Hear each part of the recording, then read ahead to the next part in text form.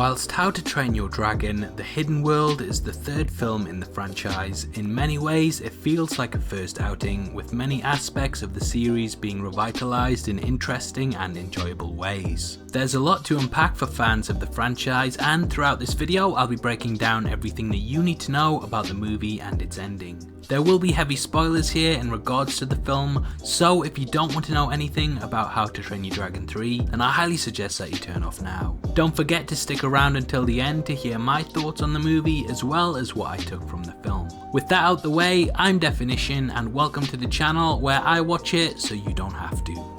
The film opens with Hiccup and Toothless infiltrating a dragon trapper ship to rescue the captured dragons in order to set them free and allow them to come and live on Berk. Hiccup has been filling in the role of chief since his father's death, but he really battles with the feeling that he may not be fulfilling his father's footsteps. In addition to this, Berk has become massively overcrowded due to the sheer amount of dragons that now populate it, and in the film the villagers set out to find a new home where the two species can coexist peacefully. From here, we are introduced to the villain of the piece, who is a notoriously evil dragon slayer called Grimmel the Grizzly. Grimmel believes that he has slayed every last one of the Night Furies, and he thinks that humans and dragons shouldn't coexist as the former is superior to the latter. When he's informed by warlords about Toothless, he sets out on a vendetta throughout the film that eventually leads to him and Hiccup going head to head. Early on, Grimmel uses a white Night Fury, or a Light Fury as it eventually comes to be called, to lure Toothless to him.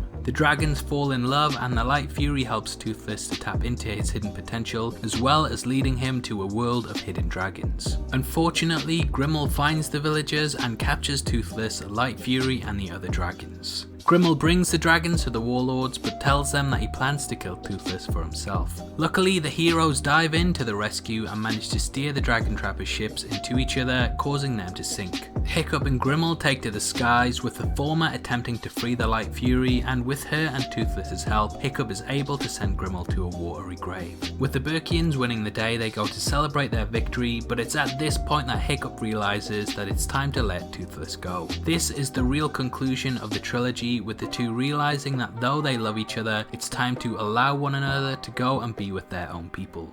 This is because humanity isn't mature enough to coexist with dragons, and by remaining in each other's worlds, there will only be danger. Even though the two characters are friends and want to live with each other, they bid farewell and go off on their own. It's a real tear-jerking moment that feels like the best way to send the two off from one another, but the revelations don't end there. Hiccup and Astrid get married, and after a couple of years they have a son and daughter and ride out on a boat to the hidden world to discover that, mirroring this, the Light Fury and Toothless have gone on to have their own children. There's lots of callbacks to the original film in their meeting, and it really feels like an outstanding way to close off the trilogy. Hiccup vows to keep the secret of the dragons safe and to allow humanity to think that they are gone for good, with only the Berkians knowing that they still exist. He hopes that one day that they may be able to return to when the two species could live together in peace, and this brings the film and trilogy to a close.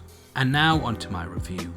How to Train Your Dragon: The Hidden World is very much a metaphor for learning to let go, and what makes it so perfect for audiences is that children will be able to put themselves in the shoes of Toothless, whilst parents will be in the position of Hiccup. Both characters have to give something up so that the other can move on and continue forward, and the piece is very much about accepting that sometimes we have to give something up that we love for someone else to be happy. The Hidden World itself is a utopia, and Hiccup would forever be holding Toothless back from this paradise if he chose to hold on to him forever. Similar to this, fans must learn to let go of this franchise too, as it will likely be the last in the series, even though I'm sure people are desperate for a sequel. This film has a real heart to it, and I'm sure many can relate to being in a position where they've had to let something go that they love. This is what elevates it above most animations, and it definitely feels like one of the best movies of the year so far, and whilst it hasn't had much competition, that doesn't mean that the position is undeserved. How to Train Your Dragon: The Hidden World is a masterpiece of family-friendly storytelling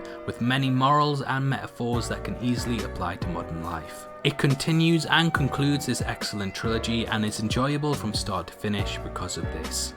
Obviously, I'd love to hear your thoughts on the movie and what you took from it. Make sure you leave your review in the comments below, and if you enjoyed this video then please like it, and make sure you check out my breakdown of the top 3 theories on Captain Marvel, which will be linked at the end.